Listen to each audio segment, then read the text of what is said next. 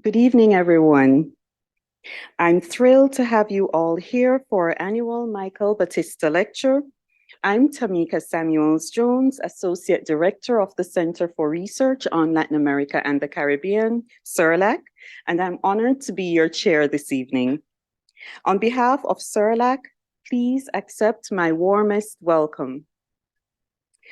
By leveraging the intellectual frameworks rooted in Haitian epistemologies, this evening's lecture aims to critically interrogate the confluences of identity, pedagogical paradigms, and power dynamics within Canada's institutions of higher education.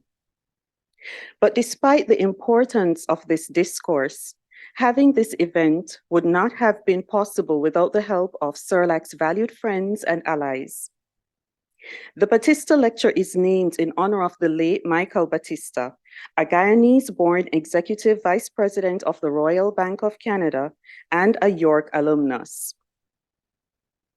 A graduate of York's Schulich School of Business, Mr. Baptista's life exemplifies Caribbean excellence, and his family and friends endowed this prize and lecture series to honor his spirit and success.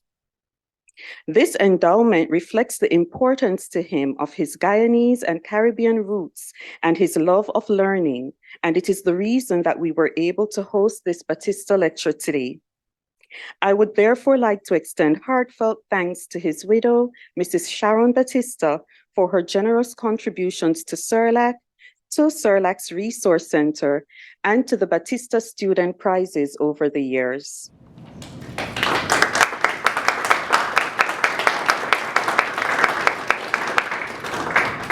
We would also like to extend a special welcome to the Anderson family. Jennifer Hyman, Associate Vice President of Research. A special thank you to the LAPS Research Events Committee for their assistance in funding this event. I must thank all the fellows and graduate students who have helped to put together this event. We are immensely grateful to all of you. Professor Miguel Gonzalez, Chair of the Baptista Committee, Professor Cristina Delgado, and of course, Camila Bonifaz, our Program Coordinator, who is at the heart of all that we do at CERLAC. This evening is the result of teamwork and collaboration, and we couldn't have done it without all of you. Faculty, students, and other invited guests, thank you for being here. I would now like to hand over to CERLAC's graduate student representative, Luisa Isidro. Luisa is an Ontario graduate student scholar and office coordinator of the Canadian Association for Latin American and Caribbean Studies. Luisa will be guiding us through the land acknowledgement. Thank you, Tamika, and good afternoon, everyone. My intention is not to use this land acknowledgement as a way just to be able to read it and move on.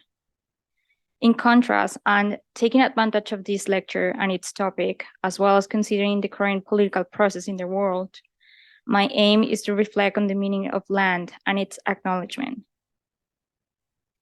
Indigenous knowledge systems and languages are connected to land. This means land is not just a product of our labor or an object of possession, but a medium necessary for generating human and non-human life. For Indigenous nations, the land tells us everything we need to know about how to live together, how to live in balance and harmony. The land connects us to who we are. It speaks to us. Trees, for instance, are one of their oldest elders and one of their oldest teachers. There is a significant amount of knowledge to learn from those trees, like the roots of those trees. They hold each other, they ground each other, they nourish each other, and we know that it is intricate a form of communication and meaning. The largest attack on Indigenous knowledge system is land dispossession. The proportionality of the word settler doesn't equate to those who dispossessed and keep dispossessing Indigenous nations. Many of us here are settlers, also part of many diasporas that have featured both Latin American and the Caribbean. There is the case of these processes of indigenous people decimation in Haiti, its impact over Black diasporas, and the need for epistemic recognition to knowledges and principles of these communities. Land, therefore, is not only a space, but also what brings upon meaning, beliefs, and traditions. The land that has adopted too many of us today has been cared for, and fought over, and defended for many than 12,000 years by a Anishinaabeg nation, the Haudenosaunee Confederacy, and the Huron-Wendat. This land is also the subject of the Dish with One Spoon, One Palm Belt Covenant. I was surprised while reading about this agreement, and let me tell you that we have been welcomed and we have ignored it. The Dish with One Spoon, One Palm Belt Covenant also involved us as settlers. This represents a formal peace agreement assuring mutual benefit to all parties and extends us to all indigenous nations and settlers who arrived in the area around the Great Lakes region. This includes Ontario and along the St. Lawrence River up to the border with the current province of Quebec.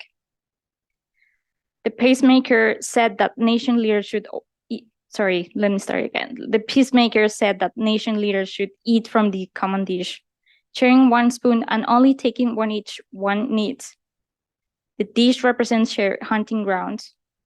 In the Haudenosaunee version, there is one spoon, not only to reinforce the idea of sharing responsibility, but also to promote peace. By personally making this land acknowledgement, I invite us all to take part in act of the reconciliation, honoring the land and indigenous heritage which dates back more than 12,000 years. I encourage you to learn about the land you reside on and the treaties based on the recognition and implementation of the rights to self-determination that are attached to it. Land acknowledgements are an act of reconciliation, and we must all do our part. With this land acknowledgement, I wanted us to reflect on understanding land as pedagogy. Paraphrasing Leanne Simpson, it lies in the reproduction of a loving web of networks within which learning takes place. Being a practitioner of land as pedagogy and learning in community also means learning how to resist this imposition from settler colonial authority, settler surveillance, and violence. Land as pedagogy requires long-term, stable, balanced, and warm relationships within the family, extended family, the community, and all living aspects of creation.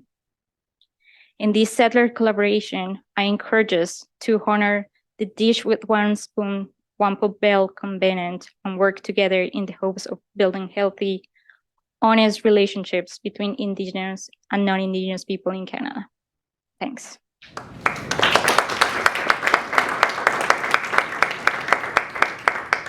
Our students, such as Louisa, are a big part of our community here at CERLAC, and we hope that you will join us in celebrating their scholastic excellence by staying for our awards ceremony at the end of the program. Don't worry, I'll remind you to stay.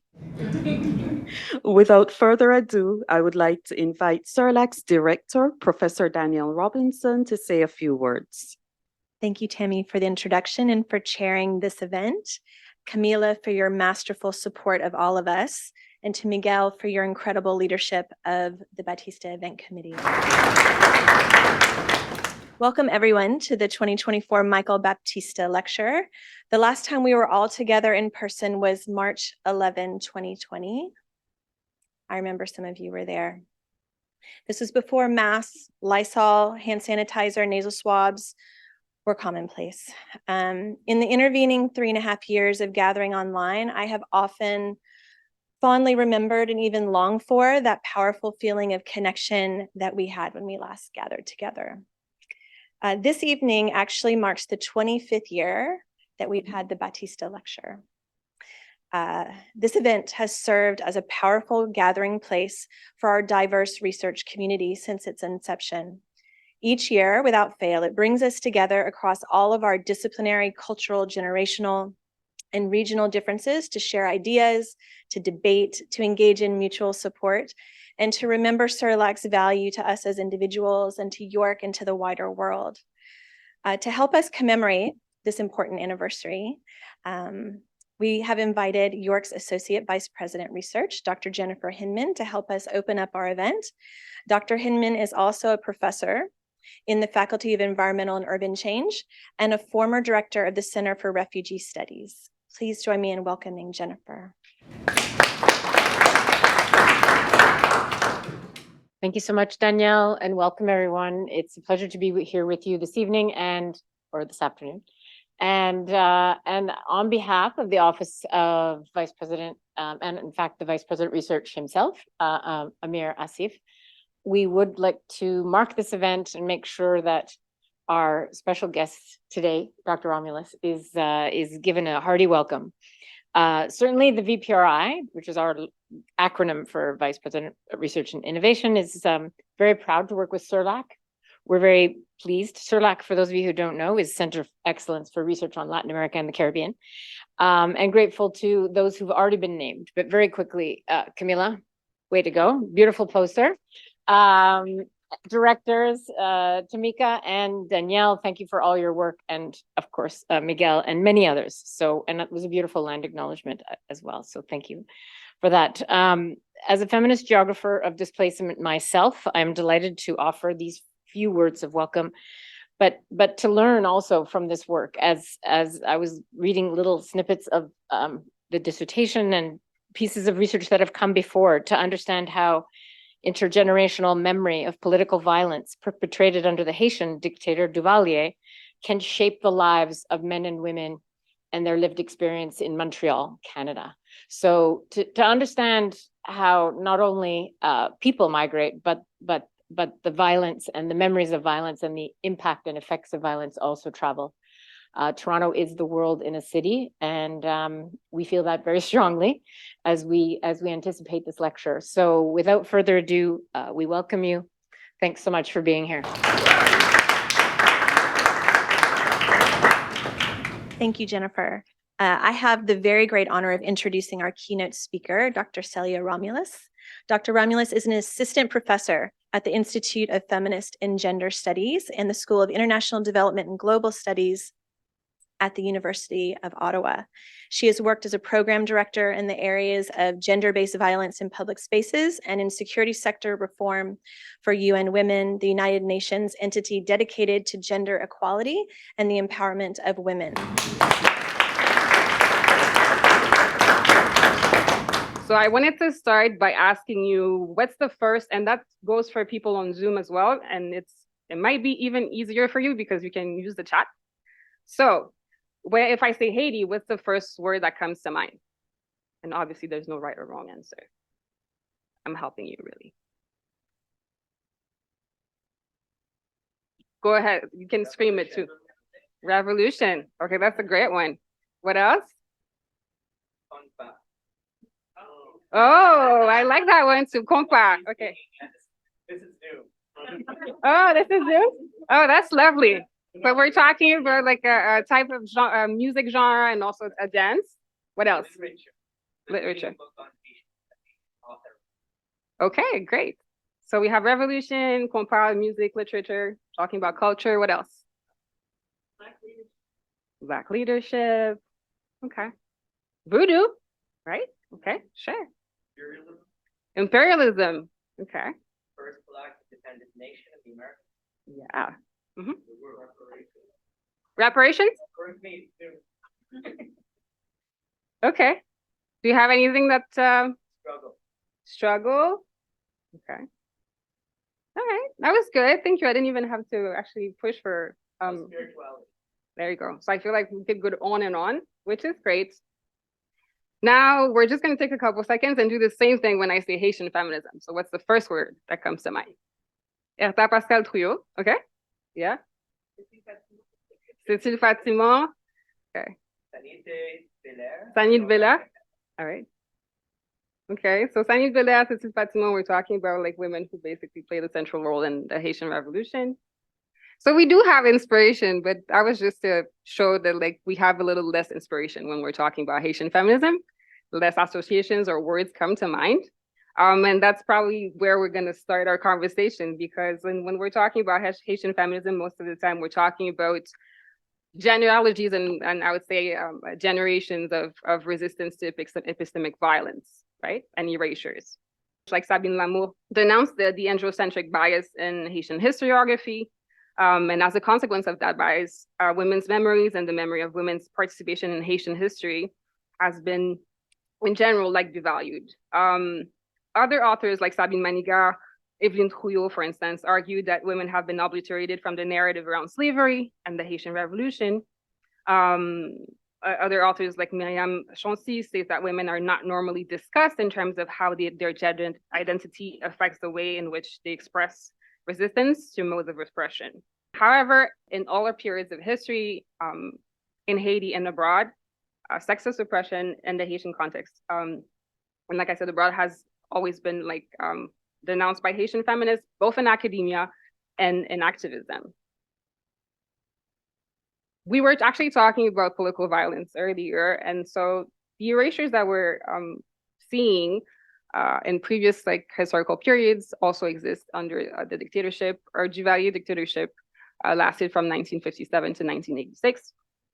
And women's experiences and roles under the Duvalier dictatorship, both as perpetrators and victims of political violence, have, I would say, mainly been brought to the fore by women novelists such as Marie-Vieux Chauvet, Kathleen Mars, and Evelyn Trouillot, as well as Chauncey. And Chauncey reveals that the roles played by women in Haitian society are creative textual expressions that function as repository of images of women that exist nowhere else. So we do have those gaps, I would say, and silences in the social sciences when it gets to that period of history. Chauncey posits that Haitian women writers have created a vision of Haitian women in fictional form that corresponds to a feminized reading of Haitian history by addressing oppression through various lenses, including race, color, class, sexuality, and nationality. Other authors like Gigi Dominique, Louise Dantica, have also considered the intergenerational, multi-sided, and diasporic nature of the memory of political violence perpetrated by or against women and men. So this conversation is also a case for a diasporic outlook when we're talking about Haitian experiences, but also Haitian feminism.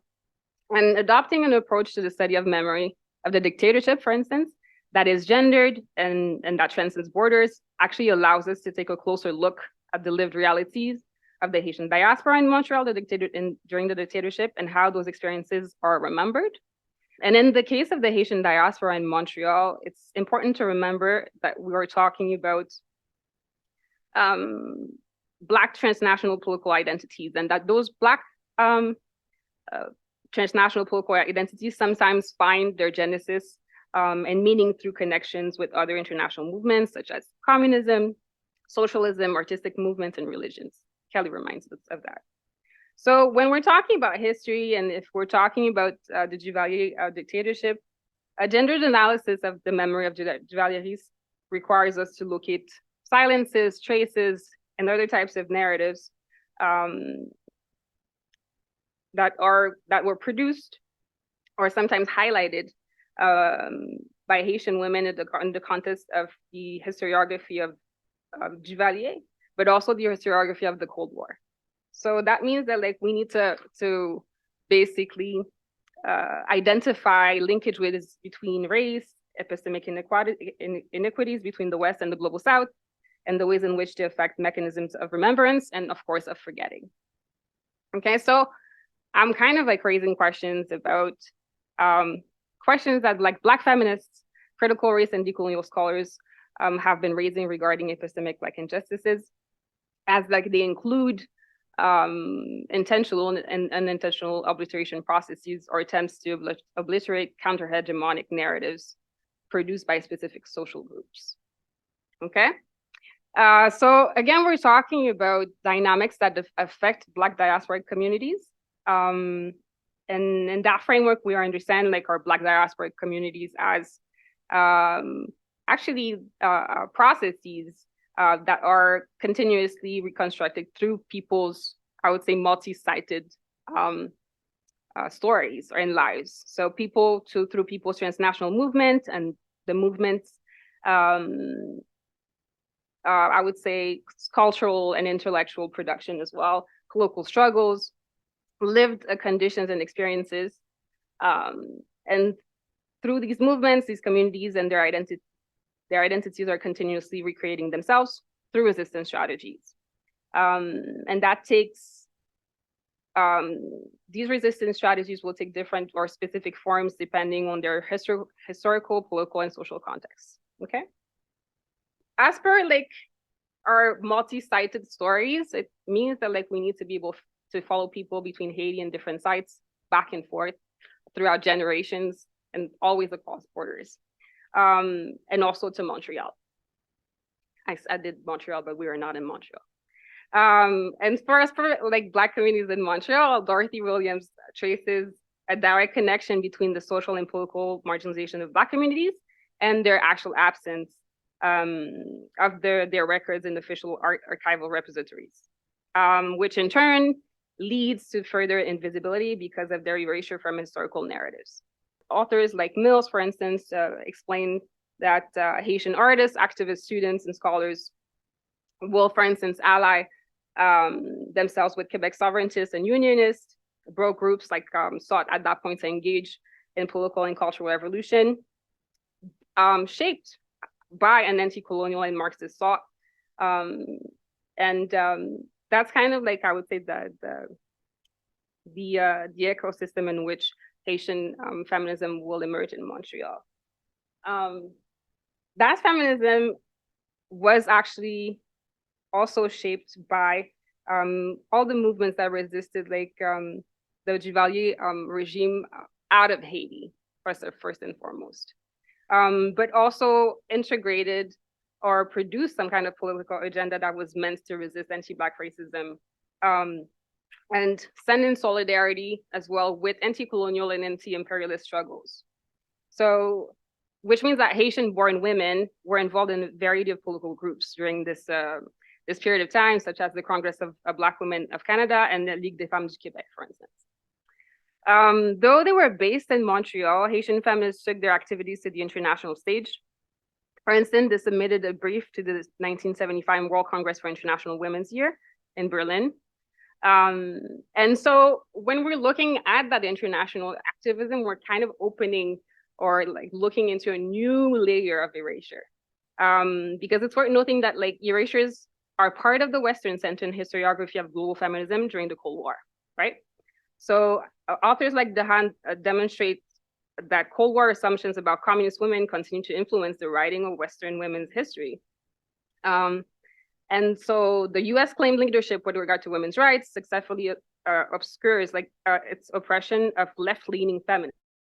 So these observations about multiple layers of erasures really prompt us to question what is called the second wave feminism, both in Canada and internationally, and to interrogate the historiography portraying a single movement and political agenda originating in the West and always recentering whiteness. Because we see that the experiences that are archived in, for instance, community-based archives or archives of resistance have been obliterated from Quebec historiography and remain to be absent from global histories. So I'm just saying or arguing that mutually reinforcing mechanism of erasure have contributed to the deletion of Haitian feminism, or arguing for a Haitian internationalist feminist framework, okay? That framework or approach, if you will, helps us to unearth Haitian feminist experiences and initiatives in Canada and across borders. We can connect it to the growing literature that we find around Black internationalism or as a critique of, knowing that it's a scholarship that has been growing and that increasingly scholars have been wanting to move from an analysis focusing on the nation state level to shed light on the interconnectedness of Black struggles for freedom and in different geographies, right? So, but even that literature comes with its complications. So when we're looking at what happens, I would say, during and after World War I, and how our notions of Black sovereignty are reimagined, we see that like these movements and also how they're remembered and like the archives that come with them also come with different, I would say, levels of gaps, erasures again, right? And these are again gendered and sometimes linguistic angle mort, if you will. So a quick review of the literature of Black internationalism reveals that different gendered epistemic balances were and remain at play, both in the discourses produced within these movements and their historiography.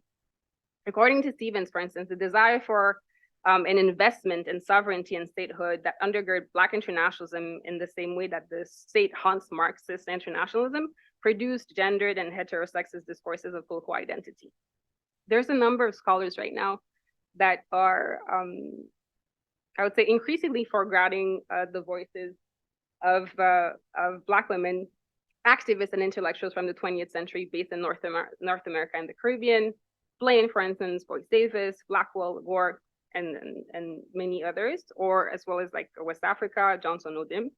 And there seems to be an additional angle mort when it comes to the contributions of Francophone Black women. Moïse observes that much of the recent literature rectifying the historical absence of women writers' texts and the textual construction of women as silent is limited to the Anglophone Caribbean most of the time. Moïse and other authors are attempting to fill the Francophone gap by studying and writing about Black Francophone women's contribution to Black internationalism. Moïse, but also people like Joseph Gabriel, for instance. They explore the work of Black women in the Francophone world who were political protagonists in the struggle against colonialism. They do this by addressing the question of Blackness, including a gender perspective, as early as the 1920s. And they note that these women activism went hand in hand with literary production, which is something that we find again in Haitian feminism, be it in Haiti or in diasporic contexts, such as like Canada, France, or Mexico. Joseph Gabriel also observed their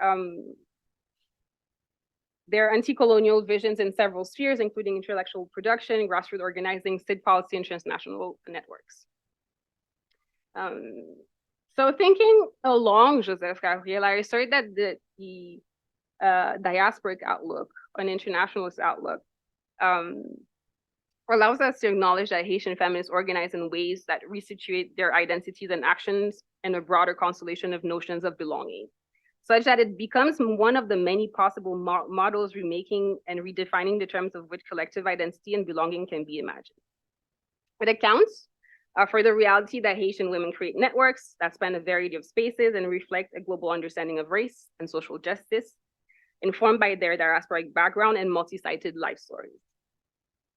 Haitian international feminism is an assemblage of strategies, practices, lived experiences, and relationships informed by international politics. It is thus like this Haitian internationalist feminist framework. It's both, I would say, a theoretical framework, but also a political project. So now that we have established the need to look at this from a diasporic perspective and look across borders, we can go back to Haiti and listen to what Haitian scholars are telling us. I'm going to rely very heavily on Haitian feminists who have been helping me out, supporting me, and that I've been in conversation with. Here, I rely a lot on the work of Daniel Magloire, but also Sabine Lamour. I also receive archival documents via WhatsApp from other lay scholars like Nathalie Lamour-Brisson, who go get them at like one of the very few feminist research centers that we have that is still in place, which is InfoFem, which is still directed by Florence Deschires. So I really wanted to name the names because doing that type of work right now is very complicated, and I'm talking about them, not about me. So for them to take the time to stay in conversation, to text, sometimes the analysis or the conversations happen via voice notes. So I think it's worth mentioning. So back to our basics, but also to history. The Haitian feminist movement dates back to the early 20th century and emerges as one of the many components of the resistance to the US military occupation. in Haiti. So we're talking 1915, 1934. A lot of like feminists will agree that like we have very important historical figures in Haitian history. I'm talking about women. But when talking about a structured movement, it's really 1915 because that's when we have the first record of an organization, which is will be la Licona d'Action Sociale. So what happened in 1915, a group of thinkers founded l'Union Patriotique. The Patriotic Union and various groups of women mobilized against the occupier, the US. And so in addition to that, in 1926, a subgroup of women will create a local antenna of the Women's International League for Peace and Freedom, mainly to bring to the fore the issue of sexual violence perpetrated by US Marines against Haitian women and girls. So the local antenna mobilized strategies that we will see that will be, I would say, reenacted in other contexts. But basically what they did is like they created a space for themselves in the political discourse and dispositioned themselves as political actors. Their work really aimed to produce awareness around that type of violence at that point. And it's in that specific context that the first feminist organization, la Ligue Féminine d'Action Sociale, La Ligue, will be created on March 3rd, 1934. So La Ligue advocates at that point for women's rights in relation to education, health, and social security. During the Q&A, I'd be happy to talk more about the strategies that they deployed because they were banned at first.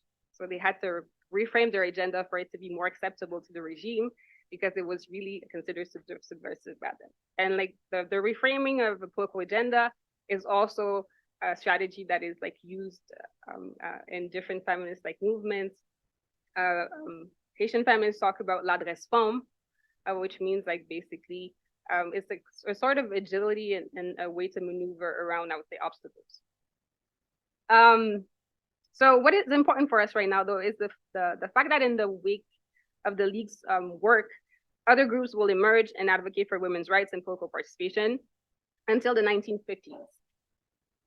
So the 1950s, because François Duvalier's accession to power marks basically the destruction of formal and informal institutions that shaped opinions or constituted counterpowers. With that regime, we also see the regeneration of corruption, the mass immigration due to political violence, and economic hardship. And as actually we said before, that regime will have an impact on Haitian society. It still has an impact on Haitian society as a whole. And in terms of repression, Haitian feminists were actually targeted very early on, as soon as 1958. And as a result of that repression, like Haitian feminists mobilized to a very limited extent clandestinely in Haiti, but mainly reorganized in the diasporas in Canada, the US, France, and Mexico. In a recent WhatsApp exchange with Haitian scholar Nathalie Lamoud-Brisson, she was actually reminding me and highlighting the fact that more research needs to be done regarding the ways in which women's rights were also debated in the media in the 1970s in Haiti. So I cannot give you, I would say, content regarding that because she is right. We actually need to go look at the archive, but I can tell you about the context. And so at that point, in the 1970s, specific strategies are deployed by, I would say, an independent media that is trying to reconstitute itself, as well as like organized civil society. And they're trying to regain freedom of association mainly, and freedom of speech. And the way that they're doing it is that they're raising awareness about central and local governance among the population. So you have a very diverse group of, like, I would say, our ensemble of like newspapers, radio stations, newly created political parties, and that they're kind of organizing in the very like small spaces or interstices left by the regime, which are created by some kind of liberalization discourse that emerges with the death of François Duvalier, but also with the Carter's administration in the US, okay? So, but it's organizing that is always met by different ways of repression. But what's interesting, and I'm glad that along with Brisson, like mentioned it to me, is that like these media and like I would say different political organizations also mobilized I would say tools and strategies that like feminists have been mobilizing since 1915 and will mobilize in Montreal later on. And one of them, for instance, is the fact that they are actually creating and feeding debates amongst intellectuals on the use of Creole as a tool to strengthen national identity, but also on its use in the education system to fight the level of I would say school wastage for instance. And these issues are debated in intellectual circles, are debated in the media, and that's reflected in I would say different publications and newspapers such as Le Petit Samedi Soir. It's also something that is visible in the fact that, for instance, Franck Etienne's first, the first novel in Creole, like Franck Etienne's Désafi, is actually published in 1975. Or the fact that Michel Rolf Trouillot writes Tidi Feboulé sous Histoire d'Haïti, which is a book on Haitian history in Creole. And it will become a foundational text of Haitian historiography. So as I said before, Haitian feminists organized outside of Haiti, but one of their resistance strategy consisted of in amplifying the voices and messages coming from the inside. And so we're getting at the end of her historical, I would say, period, because in the 1980s, Haitian women basically joined their voices to the growing contestation to the Duvalier regime.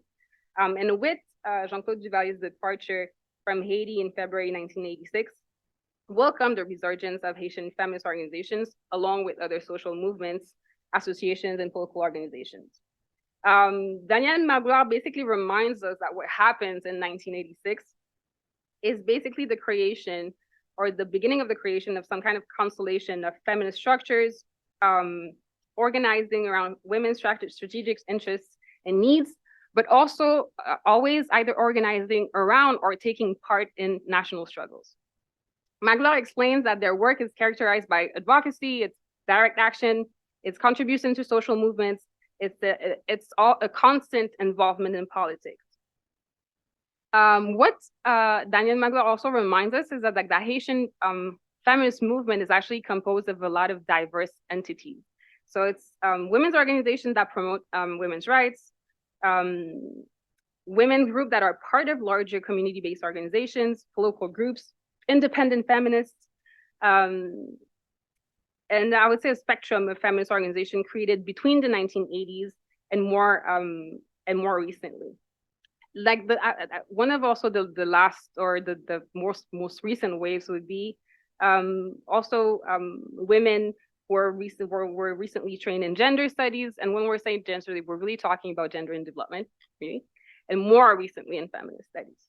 So that creates your, like I would say, also the richness of the Haitian feminist movement. And based on all of that, Magloire also reminds us that like that Haitian feminist movement did not emerge from theory, but more so from a praxis. And that praxis is aligned with various values and political principles such as freedom, equality, autonomy, social justice, participation, and sovereignty. That sovereignty is systematically, I would say, reaffirmed against imperialism, US occupation, so on and so forth. I wanted to show you a couple of pictures. So these are photos, again, photos that left the CDCA's archive in Montreal to transit in Haiti to come back to me via WhatsApp. So I'll salute the CDCA from Montreal and also Nathalie Lamoud-Brisson who sent me these pictures. And there are three of them. We can look at the three of them.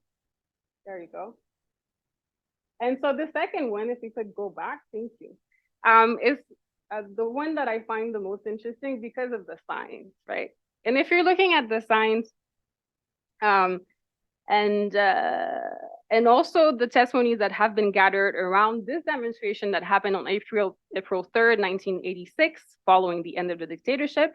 And it's a demonstration that regrouped more than 30,000 women in Port-au-Prince and in other cities in Haiti.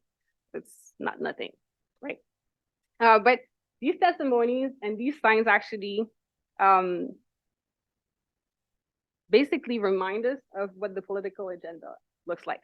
And when I'm talking about testimonies, for instance, like the feminist organization Négresse Marron did interviews with people who were there, including Danielle Magloire, including Marie-Jocelyn Lasteg, I believe, and they're available on YouTube. And so listening to these stories and looking at the signs made by these women who contributed to organize that demonstration, we understand that this event actually aimed to signify that no political decision-making should happen or would happen without women in the struggle to establish a democracy in Haiti. That's one thing and the main message. But the other thing is also that women from different sectors collaborated and exchanged basically to be able to voice or to bring multiple voices when it got to, or as they related to their needs, and they translated it into signs and various phrasings that would actually set the tone for that demonstration. And I don't know how good your Creole is. I'm kidding. But like basically the signs are making demands when it gets to women labor and labor conditions.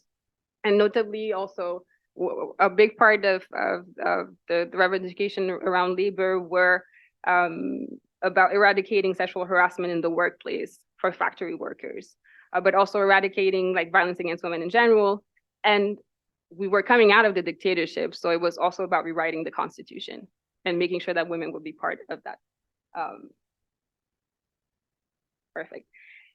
So circling back to our strategies, when looking at different historical moments in our feminist historiography, what we can actually note that there, like I said, there are strategies, mechanisms, and tools that we will find in different geographies, different historical periods.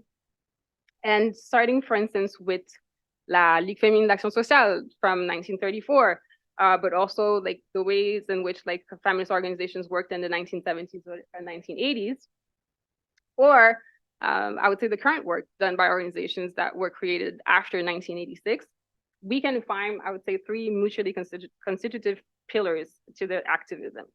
And I think these pillars are actually useful to think about pedagogies that actually allow to build critical consciousness. And that's what we want to think about when we're looking at like critical pedagogies in the classroom. How do we teach about race in like, you know, Canadian classrooms and so on and so forth. So activism, for instance, in Haitian feminism's plural, was always anchored in women's experiences and connected to national and international struggles.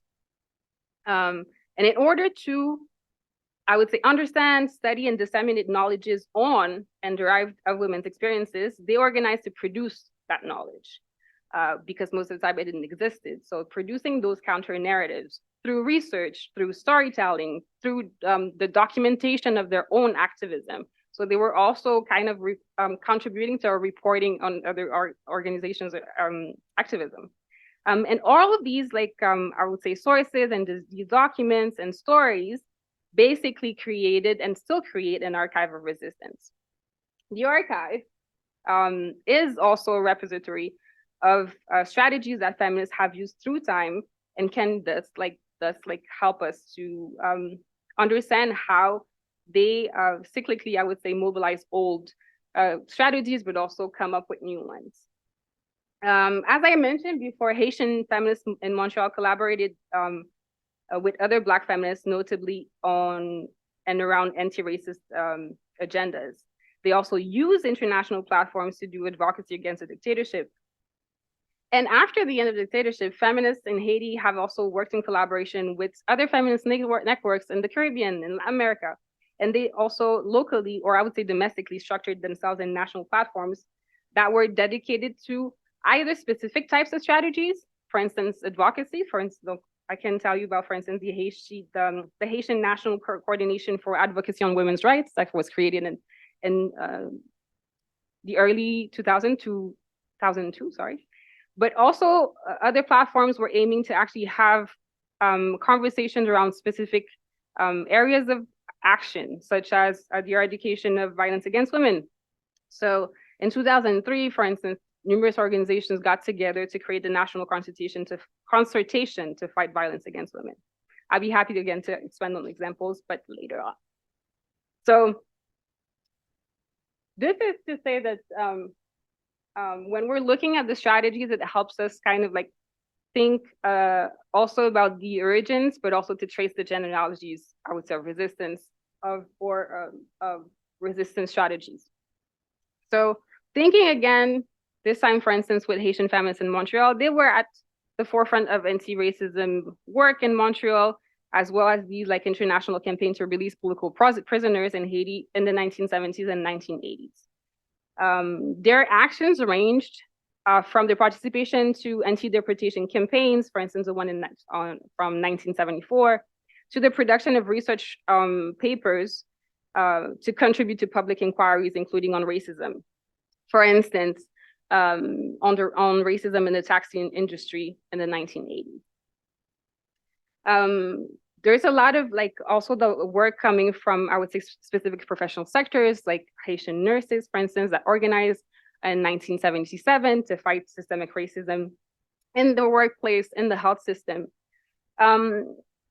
What all of these organizations have in common, though, is that they use the transmission of Haitian culture, Haitian narratives, Haitian women's narratives of resistance, for instance, against the French colonizer, but also against the US occupation, so as to politicize Haitian youth in Montreal, but also Haitian women.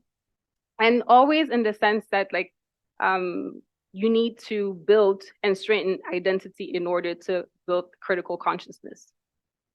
So my point is that their strategy in terms of organizing were inspired in part by their experiences with Haitian leftist movements, but also by other feminists like genealogies in Haiti, such as the Ligue Féminine d'Action Sociale. And looking at the different archives together actually allowed to recognize how these strategies have traveled across borders, but also through time. So, and it's also always great, like when new work is coming out. So Grace Johnson Sanders has a new book that came out this year and actually looks at Ligue Féminine d'Action Sociale, takes a closer look. And she tells us that members of la Ligue Féminine d'Action Sociale, such as Suzanne Comer-Sylvain, conducted research on Haitian Creole and published Vocabulaire des croyances paysannes, a glossary of words used by the rural peasant population. The essay compared Haitian Creole words to similar words and meanings from the Dahomey in Africa. So just remind yourself that you're talking about the 1930s. Johnson Sanders reminds us that drawing linguistic parallels between Haiti and Dahomey, Comer-Sylvain engages her readers in a lesson about Haiti's African past, revealing the continuity of linguistic technologies and meanings between the cultures. And Johnson Sanders continued to tell us that for the community of women's rights activists, intellectuals, and feminist theorists, reading Comer-Sylvain's work, her attention not only to the script and diction, but also to the performance of the words was instructive. Their feminist study and political practice had to account for and connect women at multiple registers of being and knowledge, reorienting women to one another through a shared grammar of gestures. Comer-Sylvain's work established an early archive of the embodied elements of Haitian language that had not been attended to. Talking of the publication, because that's another thing, like in knowledge production, like most of these feminist organizations had their own or created their own publications. And for La Ligue, it was La Voix des Femmes. And Johnson Sanders tells us that beyond a representation of Haitian women's different life experiences, their work offered instruction on how to think and do Haitian feminism. The Feminism Project was a triangulation between research, method, and archive. Comer-Sylvain's retelling stories on the feminist platform, La Voix des Femmes, served as an interlocutor and transmitter of narratives and folklore centering Haitian women. And we're circling back to the classroom. And here, so I just wanted to share Bell Hook's words with you. And she's telling us that my pedagogical practices have emerged from the mutually illuminating interplay of anti-colonial, critical, and feminist pedagogies. This complex and unique blending of multiple perspectives has been an engaging and powerful standpoint from which to work. Expanding beyond boundaries, it has made it possible for me to imagine and enact pedagogical practice that engage directly both the concern for interrogating biases in curricula that reinscribe systems of domination, such as racism and sexism, while simultaneously providing new ways to teach diverse groups of students. And so what I'm trying to say is that like Haitian feminism actually contributes to a conversation that aims to imagine pedagogies that allow for everyone to become whole through teaching and learning by developing critical consciousness. This is pretty much a summary of like the strategies that they have mobilized, and you will see as well that we're kind of always in line with what our Black feminists are telling us in different geographies, but also our Afro-feminists, like from the Caribbean. That's why I'm citing Curiel, Espinosa Miñoso, because the strategies are coming from the Haitian movement, but we see them in other contexts. And we're talking about epistemic disobedience to dismantle the knowledge-power relationship and decolonize feminism by unearthing silence narratives of resistance. We're also talking about practices in political thought that is always and has to be anchored and informed by lived experiences. And finally, we're also always talking about intersectional emancipatory projects and projects that focus on building political practices inspired by the imperatives resulting from intersecting systems of oppression.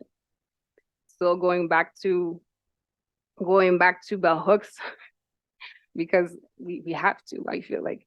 But I was just saying that Haitian feminists really mobilized Haitian history, but Haitian women's like stories and research recentered them in their thinking and the way that they theorized. And I just wanted to share more of bell hooks' words. And when she tells us that like critical pedagogies require us to accepting the decentering of the West globally and embracing multiculturalism, it compels the educators to focus attention on the issue of voice. Who speaks, who listens, and why? Also, when we're working with critical pedagogies, bell hooks reminds us that we need to build community. And one way to build community in the classroom is to recognize the value of each individual voice.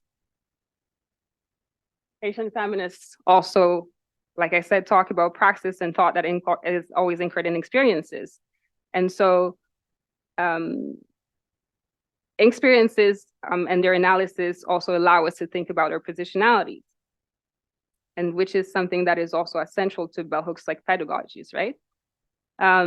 She uses, for instance, Paulo Freire and to talk about critical pedagogies, but also reminds us that he spoke of constitutionalization as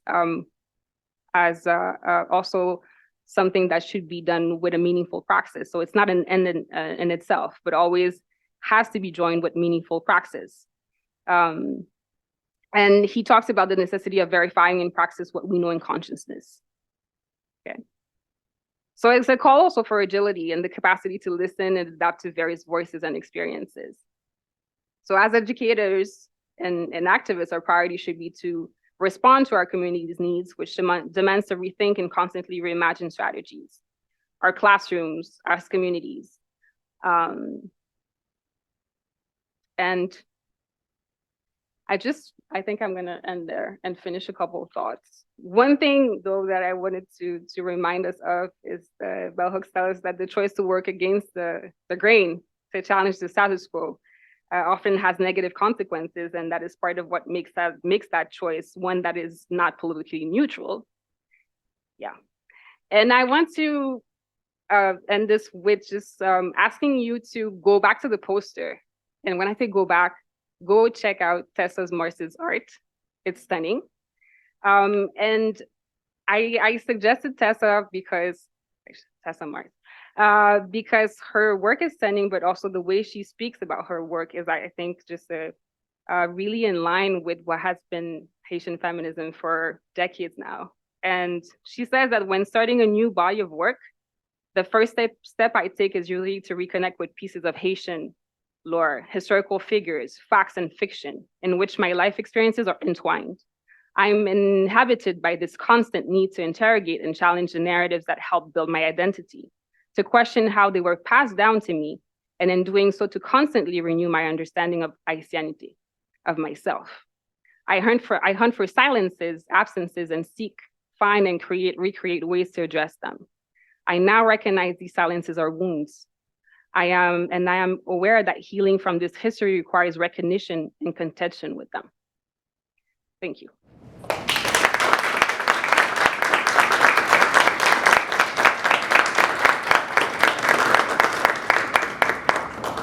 Thank you so much, Célia, for an excellent presentation. You've given us a lot to discuss, so we're going to jump right into that.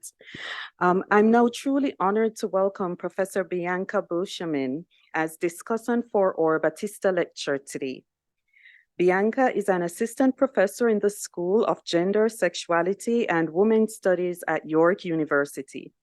She was the 2022-2023 recipient of the postdoctoral fellowship in Black feminist thought at Queen's University, and she was also awarded the Shirt Doctoral Fellowship while completing her PhD at UCLA in Gender Studies. Bianca has published a book review of Brittany C. Cooper's Beyond Respectability, The Intellectual Thought of Race in Antipode, a radical journal of geography. She also has a forthcoming article entitled Opaque Aesthetics of Freedom, Romaine La Prophétesse, the Haitian Revolution, and Black Diasporic Possibilities for the Journal of Canadian Studies, special issue on Black Studies in Canada. Bianca is working on her book manuscript, Arousing Freedoms, Reimagining the Haitian Revolution Through Sensuous Marriage, where she re-narrates the Haitian Revolution through Black feminist and Black queer epistemologies and methodologies. Disrupting the authority of the colonial archive and of prevalent masculinist framings of insurgency discourses, she explores the ways in which embodiment, labor, sensuousness, spirituality, marriage, resistance, and alternative sexualities and genders reimagine the edicts of freedom and Black liberation. Bianca, thank you. Hello, everybody. First of all, thank you so much, Célia. That was a wonderful presentation, and I'm going to ask us to have another round of applause because that was really amazing. I was like scribbling furiously, and my notes don't make sense because I'm looking at her, and I'm just very excited for this talk and to be part of it. I also want to thank Surlac. I'm a brand new prof here at York, so I'm getting, dipping my toes into a lot of what York has to offer, and Surlac seems like a wonderful place. So thank you to Camilla, to Mika, and Miguel. I know there's other folks too, but those are the ones I was talking to a lot. So yeah, I'm really happy to be here and to be in conversation with Célia and Célia's work.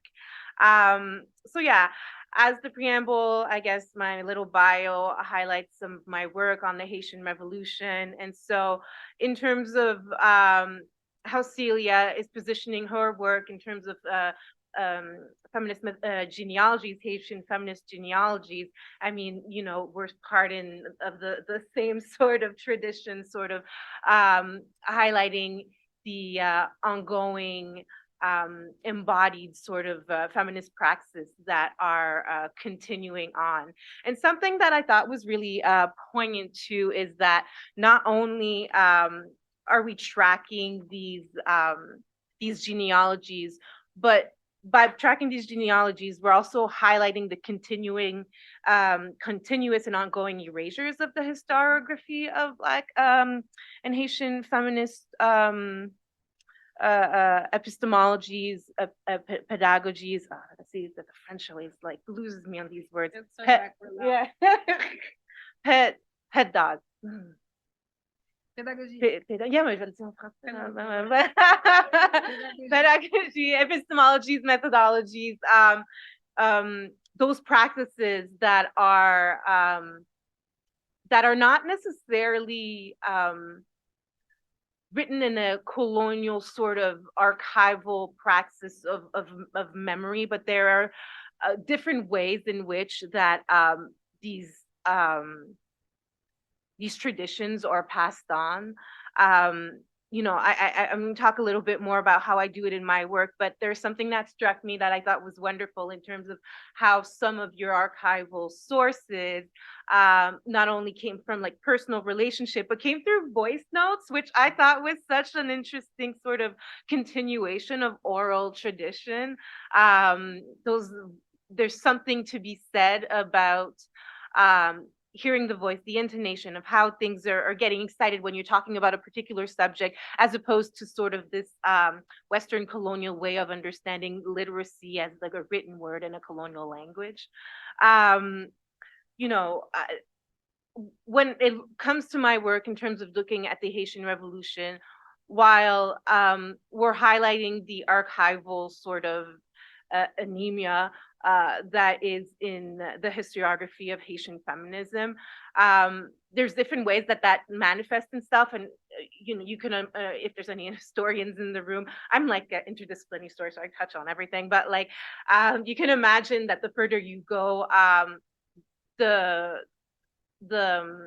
types of difficulties are a little seem harder to manifest or grapple with, because it seems so far away that there's no way to sort of attain it. There's a way that we look at history in terms of how we understand the continual legacies of colonialism, of imperialism, that make it seem that it was so strong back then. But at the same point, I think there's a way that we can see that the colonial violences are still happening in just different ways. And in that sense, it makes my work, and while I was doing, you know, my initial work on the dissertation, and now the book, the manuscript, that's the word, that allowed me to look for another opening, not trying to see the past as something that is worse than or impossible to get, because there's a particular understanding that when we are looking into these different sort of archival, counter-archival space, I think it's important to notice that not all the archives will look different, but our conception of time and space. I think I really love the way that the Haitian feminists that you were talking about, the movement, the spatial linings in terms of diasporic insurgencies in different places, highlight kind of a counter and a resistance against like nation state, ideas of nation state, but ideas of border. Like diaspora is something that breaks through that. And I do think the way, the imaginative ways, legacies, strategies that we are finding new archives and mining through them are also constitutive of an alternative like temporality in this day, that it's not quite linear in the way that we think of history. You know, oftentimes we understand the conceptual framework of history as the past, the present, and the future, but there's a way I think that my work in particular queers it in terms of looking at spirituality and voodoo epistemologies. My first chapter really looks at the Bois Carrément ceremony, which is understood in the Haitian Revolution as sort of like the declension, the catalyst of the Haitian Revolution. And that's where I was the one who yelled Cécile Fatima, because she was a mambo, so like a voodoo priestess that was presiding over this spiritual, but this also rebellious sort of congregation that was not only sort of calling to arms for the Haitian Revolution, but had a very mystical, spiritual sort of call to arms that is not quite as, I argue, that isn't solely militaristic. And the historiography around that event is quite fragmented. You have little pieces here and there, and you're trying to piece them together.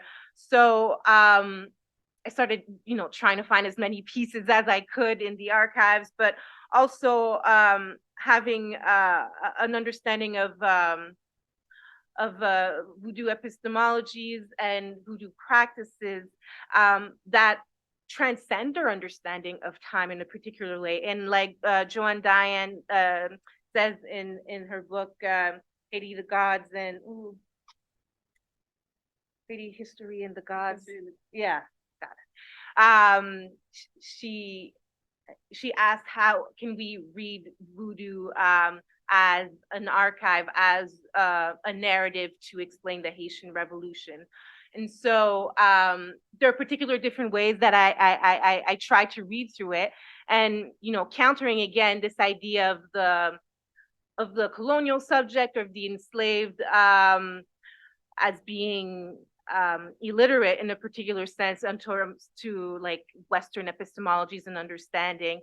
I read through the literacy and the grammars of the Veve, which is basically a cosmogram that is brought onto the floor with different geometric space, geometric shapes. Thank you. Thank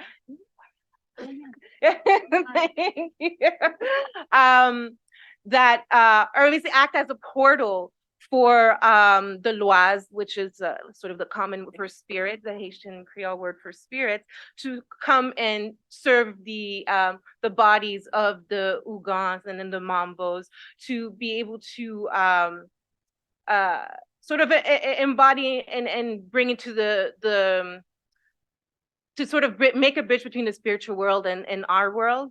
And I see that as a grammar, as an archive that can highlight how there is not only a memory, but a collective memory in how we remember these events. I continue in thinking through voodoo at looking at the female lois that are said to be the ones who embodied Cécile Fatima during that fateful night. And while, oh, that's better.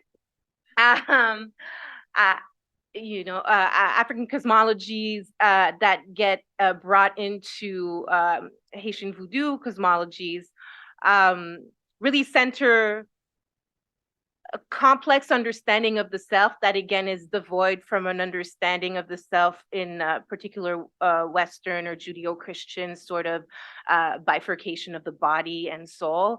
There's a multiplicity of the self that is seen in these different spirits and that are embodied in Haitian people. And I say all that to say that there's the Loi Izili, who is said to have transgressed into the body of Cécile Fatima. And, I'm not going to take you through the whole journey of what I'm doing, but like, because it's a long chapter.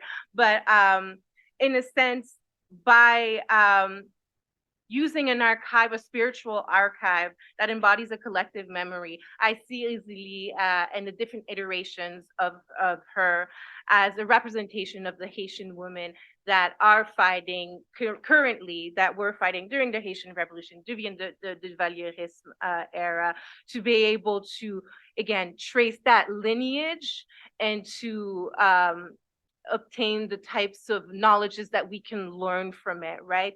And yeah, that's just one of the ways that I think of archives that I think continues this genealogy in a way that might not be readable or transparent to Western sort of or colonial frameworks of knowledges or epistemologies or knowledge making. But I think there's a particular power in those knowledges staying in a particular way opaque, so that they are meant for the people that they are meant for. And yeah, I could go on, but I'd like to be in conversation with you. And I think, and there's something I think that you in terms of talking about the genealogy too, and the Marxist, and we call it Marxist because that's the word that we use, but I would argue that the type of communal understanding of being is like proceeding to like Marxist theory and whatnot. But another chapter in my that I look in the Haitian Revolution is that post 1794, when the lots of stuff was happening, and they're like, oh no, like, different alliances were coming with the Black military, and the Spanish wanted to do this. They aligned themselves with the Spanish, then the British came, and just a lot of like conflicting alliances were happening to be able to beat the French. Certain of the commissioners that were there were like, okay, like there's a lot of stuff happening. We need to appease this thing that's going on. Let's abolish slavery, and let's make it a sort of an indentured sort of cultivateur, farm economy where people will get wages. However, at that time, while women were doing the same type of labor that men were doing, it was written in the colonial archive. And that's why, like, you can't throw all the archives away, even though, like, you read through the colonial archive and you're like, oh my God. There's a way of reading against the grain, and there's a way of reading along the grain to be able to sort of find sort of the grainy textures and analyze them a little bit deeper. And the women in the archives were being a thorn in the particular like French elite that were there to sort of like held the peace, because in those archives they were like your women are causing problems. You men have this, like, you're having all this extra money. Like, why are these women causing all these problems? They don't deserve the wages you do, trying to really impose like a colonial framework of heteropatriarchy, right? In that particular way. And nonetheless, the women not only felt for their wages to be equal, but also for having like a larger sort of like a union, like a labor sort of organizing that it would ensure that everybody had a particular proper wage. And so I think that's really interesting, because not only were the Haitian feminists that Célia was sort of highlighting, not necessarily only fighting for particular things, they were fighting for all the people. They were fighting for rewriting the Constitution. They were fighting for things that they understood that if there was any kind of inequality within their own, within their community, then that would only lead to a lack of freedom for everyone, right? And so there was an understanding of that. And I think you'd get a kick out of this, but there's a particular chapter that I call, where is it? Not a chapter, but I call this whole apparatus of colonial apparatus trying to impose heteropatriarchal culture in terms of labor as the heteropatriarchal scabs of empire. And not saying that the like cultivateurs were scabs. It's really an understanding of the process of empire that is besieged with colonialist understanding of taking land, using land, and heteropatriarchal arrangements according to gender. So yeah, and so they were fighting for labor rights before we were even calling them labor rights, is basically sort of the genealogy that I'm trying to highlight. So yeah, those are two examples. I am familiar with the systems that you're talking about. It's like you're talking about the 1793, 1794, yeah, and what was happening in South. And I agree with you. What's interesting at that point is the fact that your colonialist system is actually trying to instrumentalize gender to create division amongst former enslaved folks, whereas the ways in which like women organize at that point is like they organize around labor, but they also actually, I would say, play with or instrumentalize gender. So sometimes they organize as women only, sometimes they organize on behalf of everyone, sometimes they actually mobilize putting, I would say, or to the fore the fact that they're mothers. So everything like that happens. So it's fascinating stuff for sure. So maybe like a couple of things, like going back to voodoo, like it is definitely an archive. Like there's no doubt, and beyond the revolution, it's still an archive of resistance for any, I would say, significant political moment in Haiti. It's definitely ways of being, of creating, of producing, of organizing, I would say, from the margins at all times. And also allows us to, I would say, reimagine different futures at home and in the new homes in the diaspora as well. So always an archive, 100%. So that's another thing that I think will be great. So when reading your work to see how you work with it, because the thing is that like we don't really have traditional archives when it gets to that. So yeah, but it's everywhere though. It's in the arts, it's in the music, it's in, so you'll have plenty of things to work with. And as per I think your first comment about voice notes and maybe like colonial archives and thinking in different ways about, I guess, the legacies or of colonialism, or the ways in which it's still very much alive. That's why I think like that the strategies that are mobilized by Haitian feminists really, I think, either echo or embody a lot of the principles that decolonial feminists like work with on the continent, because we're always working with the premise that there's no such thing as like the end of coloniality after like the colony has like disappeared in terms of administration, and so on and so forth. So I think it's helpful to just say that like this is the premise, right? And then everything else like becomes easier. And I find that it also helps us to think about how we want to mobilize past the resistance strategies, but also identities, rethink about languages, rethink about like indigenous words and how we use them in our languages. And also that brings actually issues that are always a concern for us in Latin America and the Caribbean, which is always the issue of translation and how we work with that and how we work with our different languages, the colonial, imperial, indigenous ones, in ways that like are productive for us. That's all I have. All right, everyone. So I don't want to stand between the questions and our scholars. So we're going to go ahead and get started. Thank you so much, Bianca. Thank you both. Bianca has a previous engagement, so she will have to leave shortly. So we're going to take questions for Bianca first. So if you have a question, just raise your hand. Anyone except Jean-Jacques? And then you'll get the Well, thank you very much. I have so many questions, but just a quick one for Bianca, Professor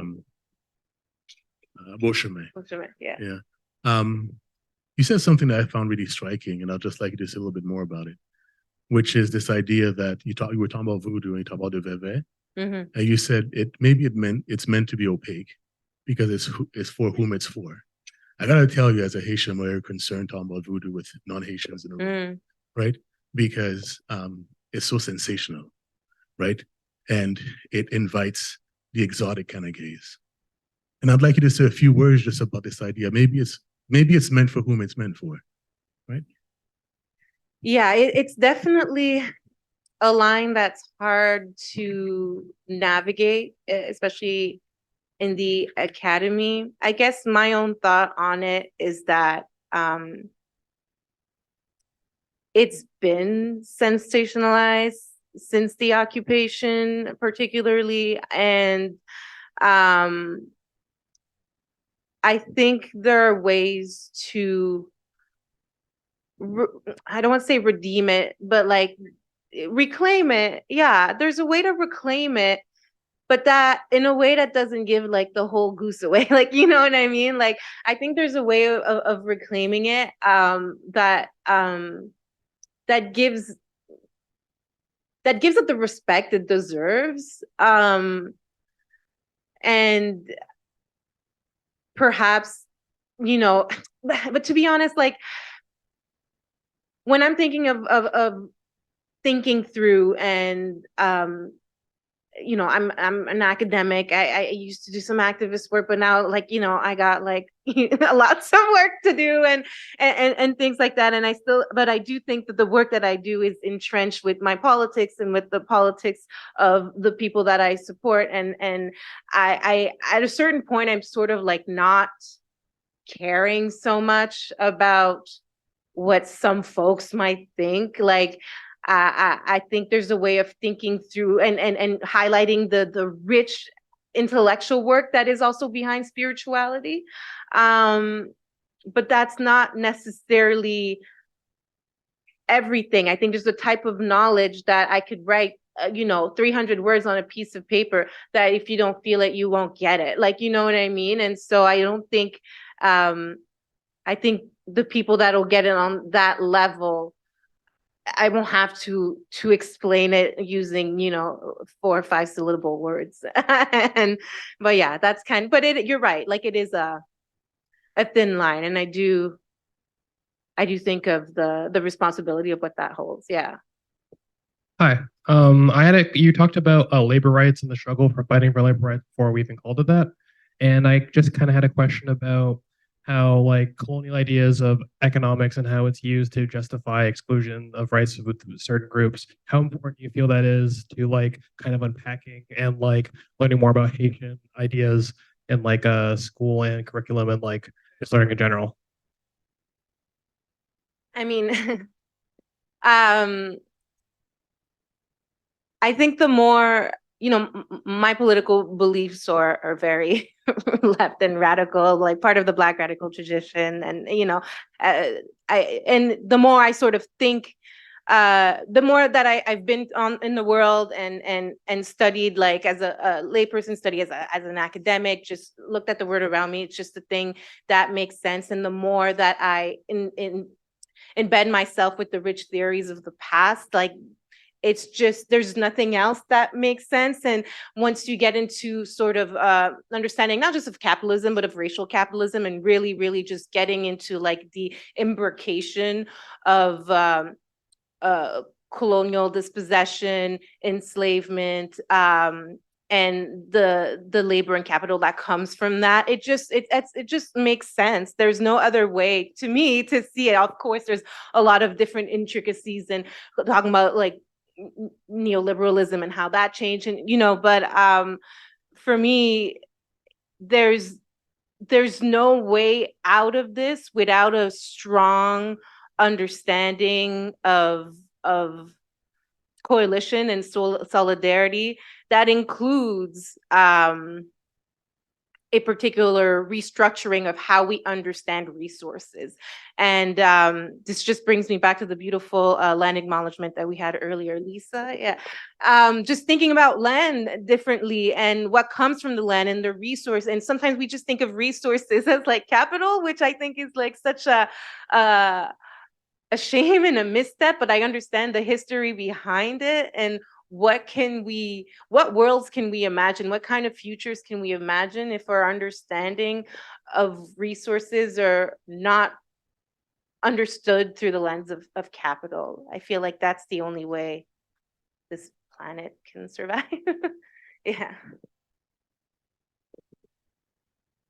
Hi, my name is Jared O'Jay.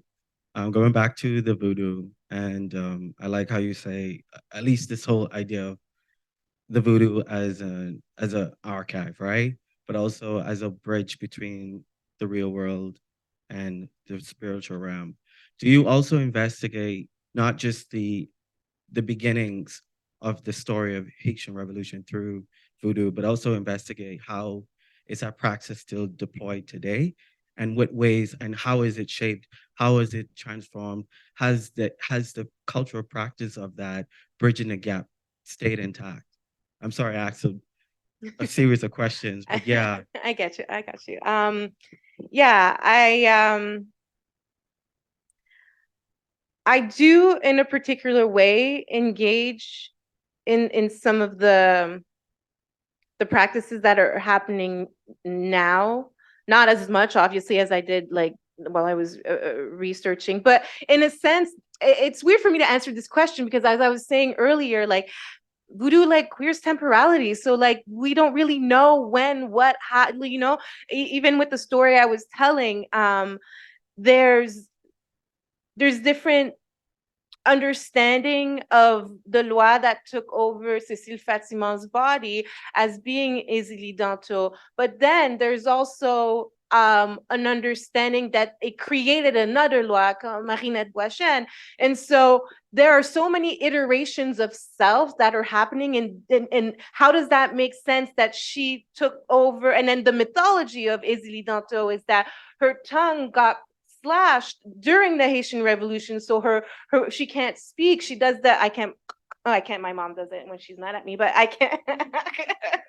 But there's a sound she makes because the story is that she lost her like some betrayal happened and she lost her tongue during the Haitian Revolution. But yet here she is at the beginning of the Haitian Revolution, embodying and taking the body of Cécile Fatima. So there's a particular way that, yes, there's and I guess the practices that I look at today, like there's Mama Lola's book, voodoo practices happening in Brooklyn. But again, like Célia was saying, today in Haiti, like it is still the language, the grammar, the archive of the peasant class, and it is really like the archive from below that continuously again has a radical edge from it, but that is also tied to the land, because these are the cultivateurs, these are the people that are working with the land that are the most adept of the religion. Not to say that the people in the urban settings aren't, but there's different sort of iteration of what that looks like. But again, like I feel in studying that past, I am studying the present, if that makes sense. Yeah. But the tongue is also seen as like, sorry, as like a representation of the voicelessness of women in certain instances, or the erasure of women's history, which is sort of like what we're like trying to excavate, right? So yeah, that's that. Thank you so much, Bianca. And we're really sad to see you go, but we're deeply appreciative of the time that you gave us so far. Thank you so much. I just want to tell you just 30 seconds about who I am so I can be transparent and I can, you can understand where I'm coming from.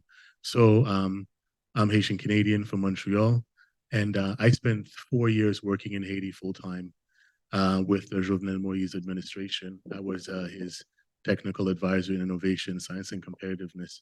I was a technical expert, right? So I wasn't like a politician or anything. And I got there really because of my expertise, not because of contacts and such. That's why I didn't have a nice car when I was there. I wanted to just sort of frame this for you, right? Just to say, I'm interested in what have you discovered, right? That can speak to the present, right? That can speak to the present context in terms of, as you know, Haiti is in a bit of yet another jam, right? We're in a political situation which for some who don't know enough may think this is just Haiti, but this is not just Haiti. The last time a president got assassinated, the US came in 1915 and stayed till 34.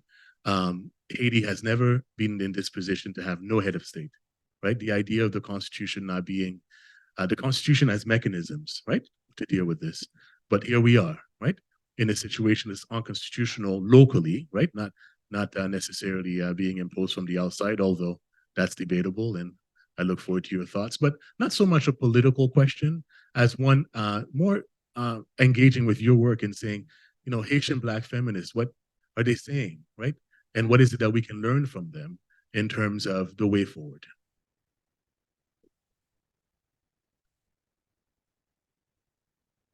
That's a tough one.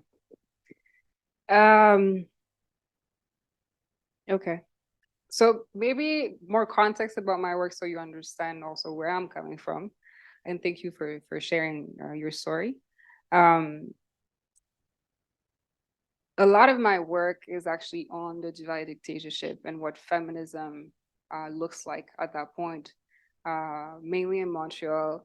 But I also looked into the divided dictatorship to understand basically how it destroyed institutions in Haiti, and also how people organized and resisted the regime from within and outside, and the connections between these respective movements. And that to understand that like Haitian feminists actually played a central role in also creating these connections in amplifying voices from within, and doing advocacy at the international level. All of that is relevant today. Looking at what's happening right now, I think that one thing that was actually interesting in looking at how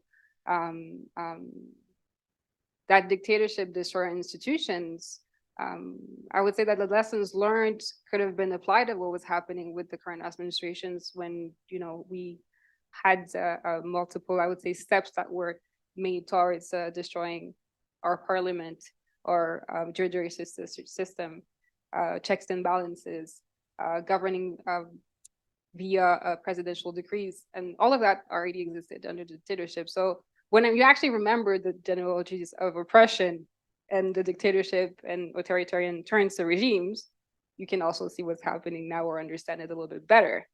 And in similar ways, I think that and I'm not gonna try to speak for Haitian feminists in Haiti or here or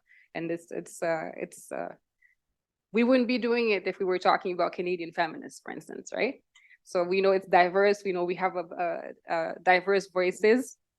So what we can see about what's been happening in the past 4 or 5 years is that there a lot of the remaining organizations who are struggling to do their work are still doing the same type of work, calling attention to what's happening to Haitian women in Haiti at the moment, be it because they're most of the time the main providers for households, which means a lot of different things. The fact that they're also in situations in which they're more vulnerable to all kinds of like social violence.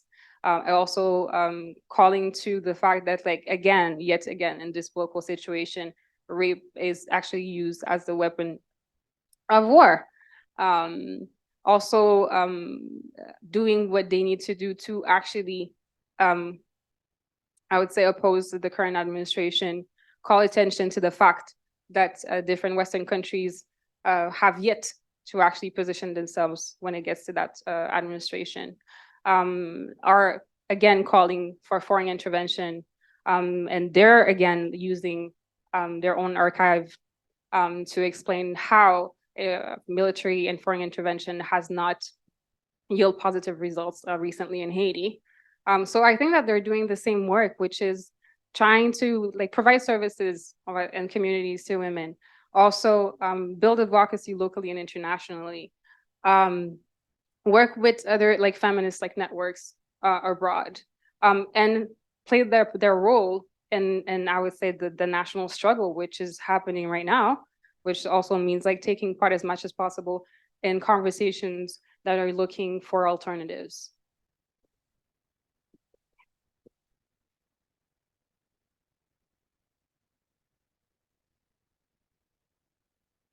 Nice. Hello? Hello? So I have 3 questions from the Zoom.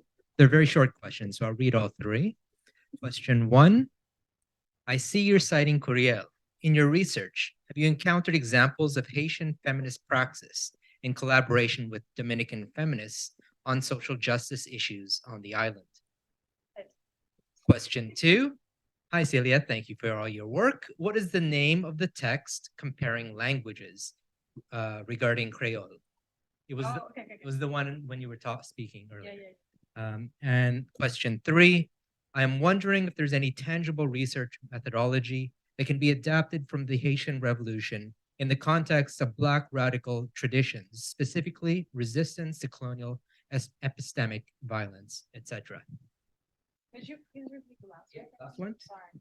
I was wondering if there is tangible research methodology that can be adapted from the Haitian Revolution in the context of Black radical traditions, specifically resistance to colonial epistemic violence, etc. Okay, all interesting questions. So yes, I am citing Curiel, and now I understand the question. So we're talking about Dominican scholar and activist. There's plenty of collaborations, alliances, and joint, I would say, projects that are happening between the Dominican Republic and Haiti. Because it's always good to be grounded in current events. I would maybe direct people to looking into what's happening with Canalla at the moment. And so it's a very complex story, so I'm not going to go into details right now, but just to say that there's like a current conflict, if we can call it that way, between the Dominican Republic and Haiti regarding the use of natural resources on the border. That's what it's about. And around issues like that, there are always, I would say, Dominicans that actually work in collaboration with Haitians to look into policies, also think about like different ways to, I guess, coexist on the island. There's also, there are cultural projects. I'm thinking about Azui right now, and they're actually working on musical projects, and some of the members from the group are from the Dominican Republic, other Haitians, they sing in multiple languages. So yeah, the exchange and collaborations always exist.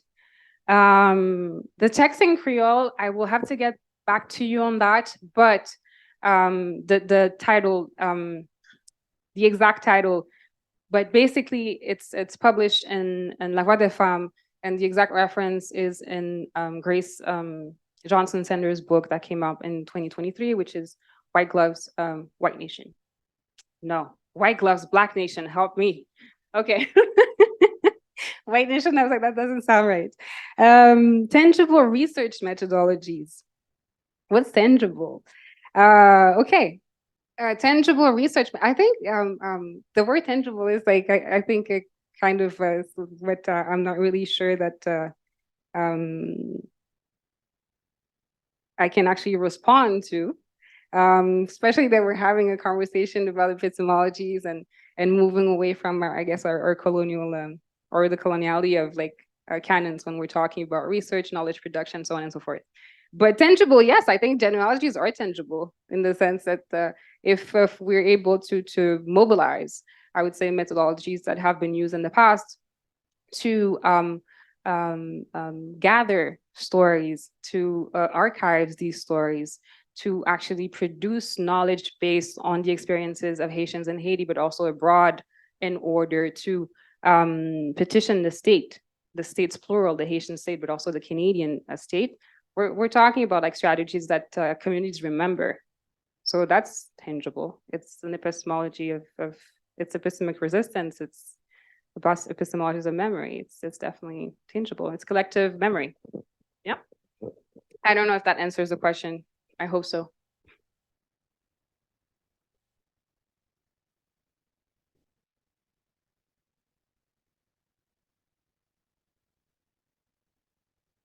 Hello, thank you so much for your talk.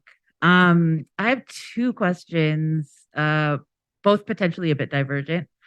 One is very technical. I know that you historicized some of the Haitian organizing in Montreal, particularly in the 60s and towards the 80s, and engaging with Quebec sovereigntists.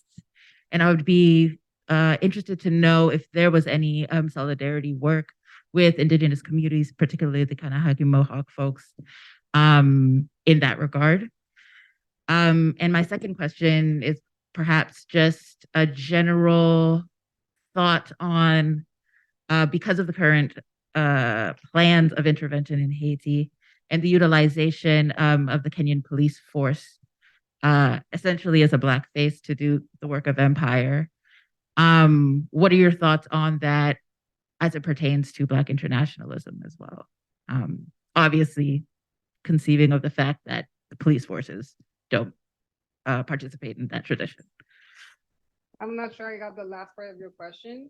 I just wanted to note that kind of institutional police forces are by no means part of the Black international and or radical tradition, yeah. but thinking about what it means to have a African body doing the work of empire. Okay.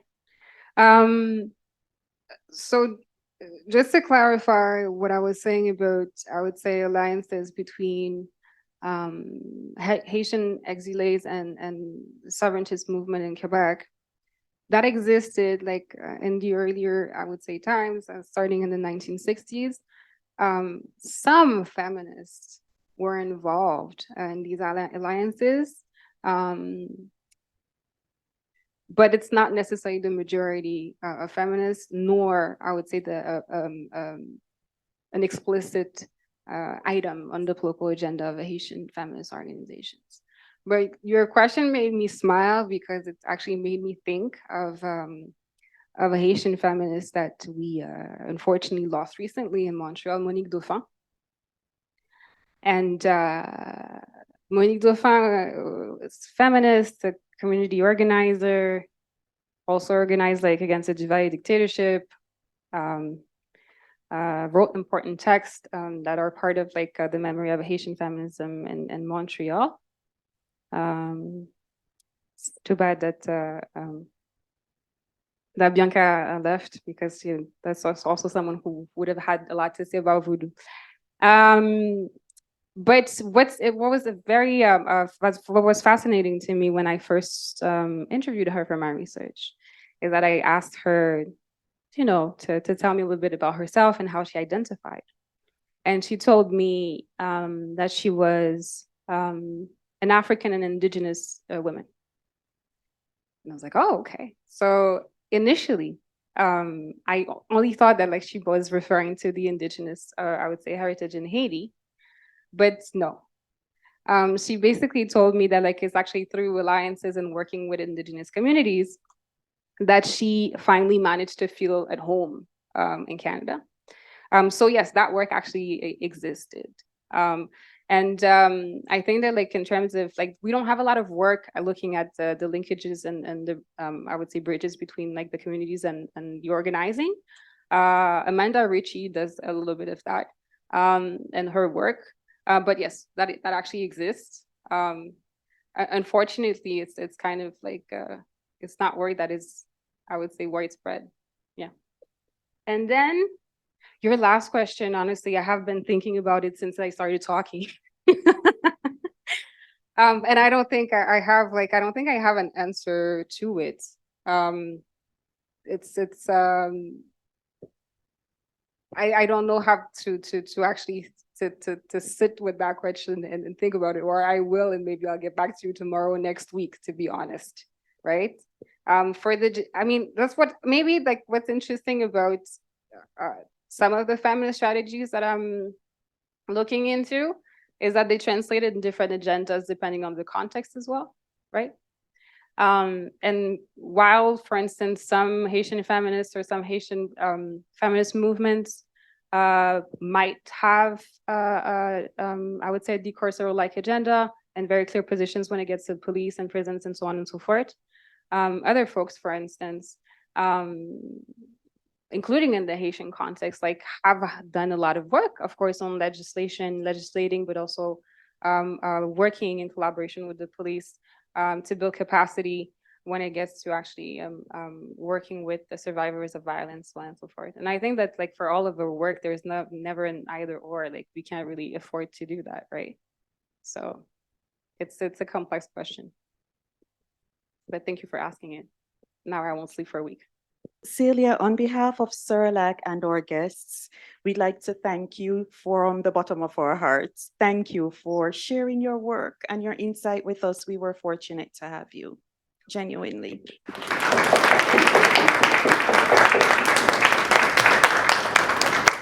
All right, so at this time, it is my pleasure to recognize CERLAC student awardees for their outstanding scholarly essays of relevance to Latin America and the Caribbean.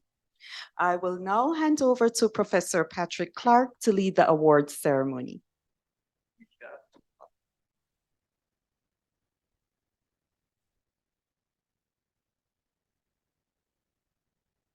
Hi, everybody. So I am Patrick, or Pat Clark, and I teach in the social science department, and I'm also a CERLAC fellow and on the awards committee.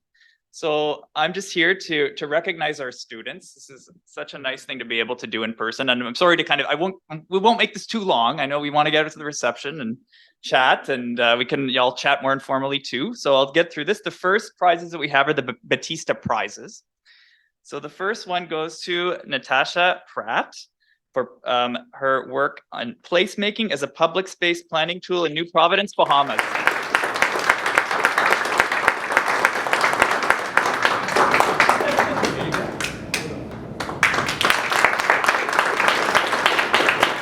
So the next Baptista Prize is to Amanda Gooden, and the paper is for Language Play, Heteronormativity, and Linguistic Innovation in Jamaica.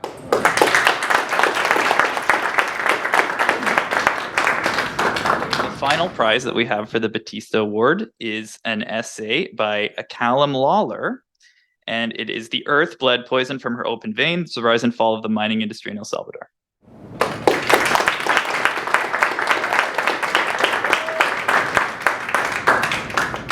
It's the Tele Latino Prize. Is that right? Tele Latino Network Prize, TLN. This goes to Colin Zia for a project that's ongoing, a Surlac Ecoscape. Ecoscape. Not ecoscape.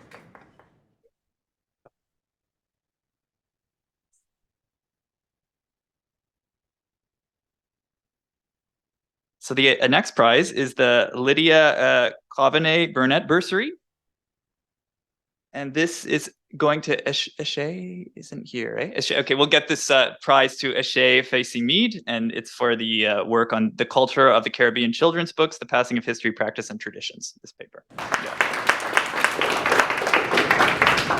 So this is a brand new award to Surlac. So I just want to mention that this award was created by the family and friends of Dr. W.W. Percy Anderson, Professor Emeritus of York University's Department of Social Sciences and a founder of the Latin American and Caribbean Studies program.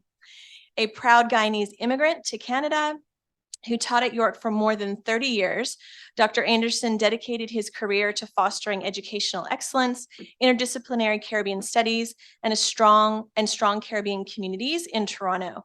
Members of Dr. Anderson's family are with us tonight online to celebrate the continued legacy of their father and grandfather. This brand new award to Surlac is granted to one graduate student per year who identifies as Afro-Caribbean or Black and is engaged in research in the Caribbean and/or Caribbean diaspora. The last award is for the W.W. Anderson Award in Caribbean Studies. And this goes to Jared Williams for an ongoing project, a gathering, Bahamian queer men's sexual survival in the time of AIDS.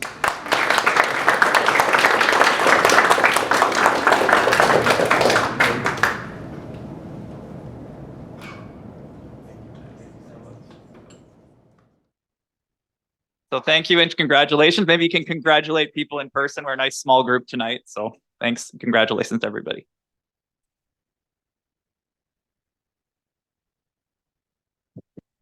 So short. Thank you so much, Patrick. All right, everyone, we are at the end of an amazing evening. So there is food outside to enjoy, drinks, please relax, talk, and have some fun. The reception is right out the door. Thank you.